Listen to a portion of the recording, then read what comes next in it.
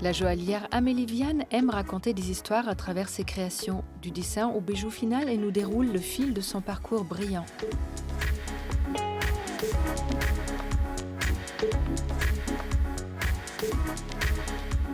Il paraît que toutes les pierres ne sont pas des joyaux. Dans l'atelier parisien d'Amélie Viane, ce n'est pas tout à fait vrai. Depuis 2005, elle imagine, conçoit, réalise des bijoux délicats et poétiques, toujours chargés de sens. Au fil des ans, elle s'est fait une place dans le milieu très prisé de la joaillerie française, au point de recevoir en 2016 le Grand Prix de la création de la ville de Paris. Une consécration et le début d'une nouvelle aventure.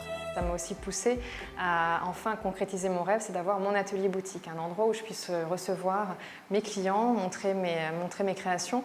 Mais c'est surtout de créer un lieu de vie où on puisse vraiment discuter de joaillerie, découvrir le métier, casser les barrières en fait. Des barrières qu'elle a elle-même su affronter en se formant au métier grâce à des cours du soir. Un apprentissage plutôt traditionnel. Comme ces pierres qui lui sont si précieuses, le travail d'Amélie a 1000 facettes, mais une constante, elle fait tout à la main. J'étais aussi confrontée au travail par ordinateur, par exemple.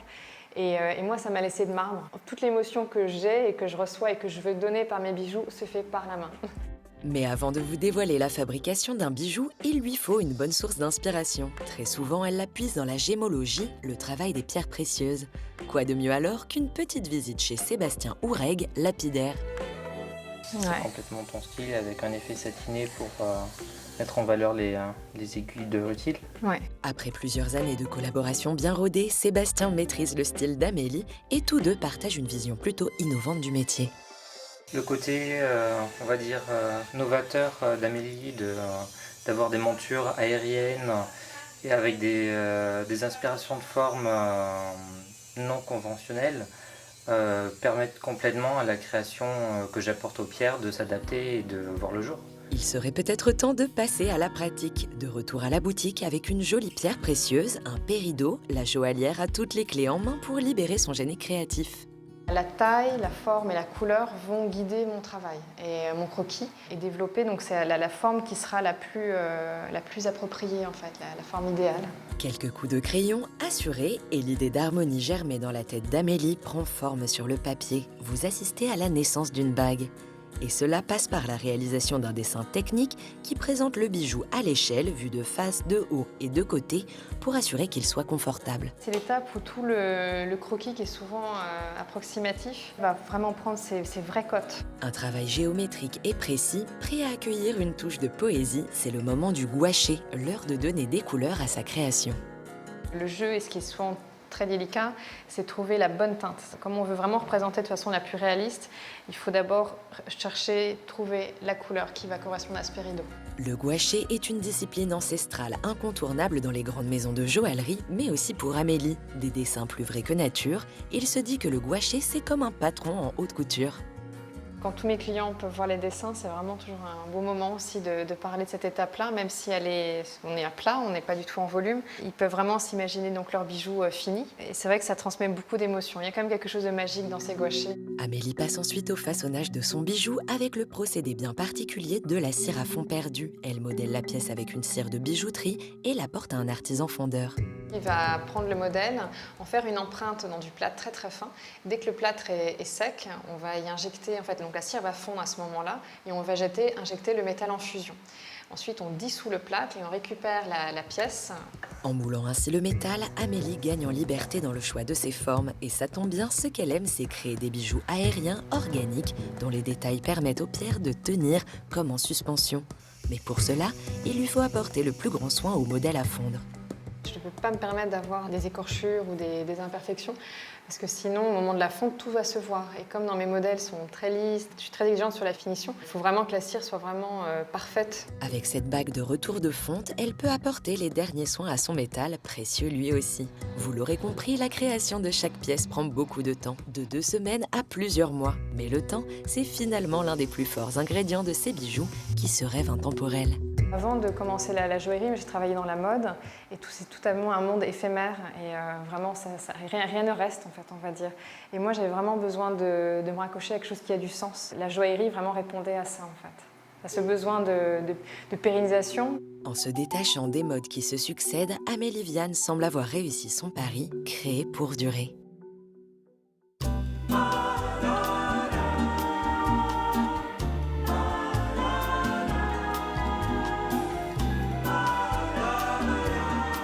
Bonjour Amélie. Bonjour Katana. Vous avez fait un bac en art appliqué, mais vous n'avez pas commencé à créer des bijoux tout de suite. Qu'est-ce qui vous a retenu? Alors, ce qui m'a retenue, c'est un peu la vie, les événements de la vie. C'est que j'ai dû arrêter mes études très tôt, en fait, après mon bac. J'ai tout de suite travaillé. Je suis entrée dans la vie active et j'ai pu reprendre plus tard, en fait, quand les éléments étaient bien alignés, on va dire. Et pendant tout ce temps-là, vous vous êtes dit, voilà, moi, je veux créer des bijoux. C'était toujours en moi, complètement, même si j'ai dû tout arrêter. C'était toujours au fond de mon cœur et je sentais qu'il y avait un moment, j'allais enfin pouvoir l'exploiter. Quand j'ai commencé mes études, en fait, en bijouterie, c'est là où ça vraiment... ça a pris l'ampleur.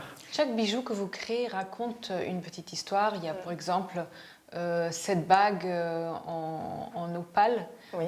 qui s'appelle Lost in Translation. C'est important de leur attacher toute une histoire. Ah, complètement. Non, c'est toujours la recherche de l'émotion et de l'histoire, en fait, de l'identité.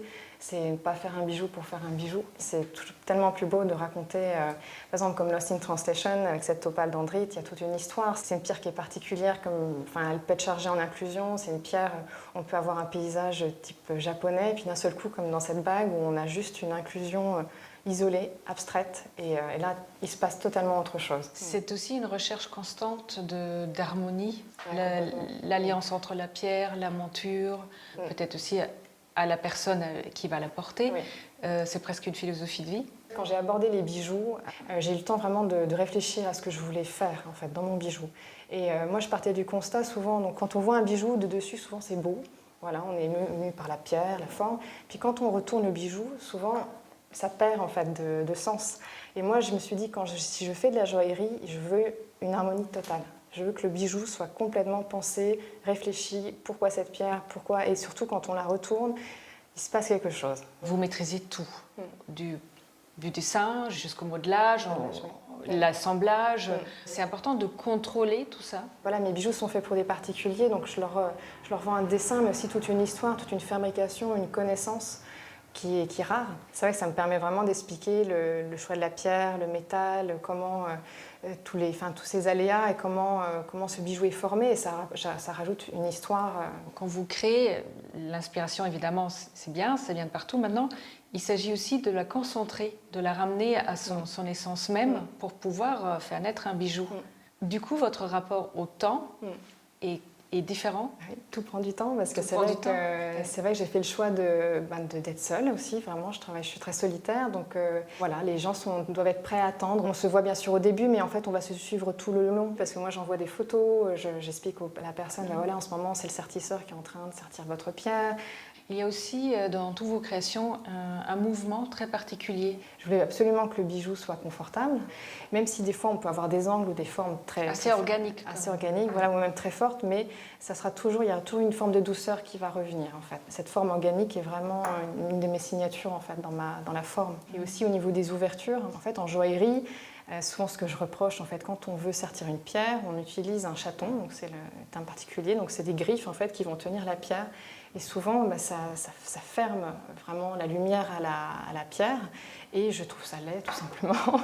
Et je me suis dit, mais on peut faire peut-être autre chose. Et c'est comme ça aussi, pas encore une fois par le biais de la cire, j'ai pu développer cette façon de mettre en avant la pierre. Vous avez participé à pas mal de concours et vous avez gagné beaucoup.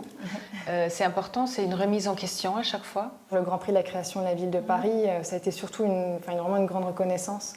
C'était la première fois vraiment que j'étais reconnue au bout de 10 ans en plus d'exercice. Puis qui m'a aussi motivée à continuer parce que c'est pas toujours c'est un chemin pas toujours facile. C'est pas toujours facile.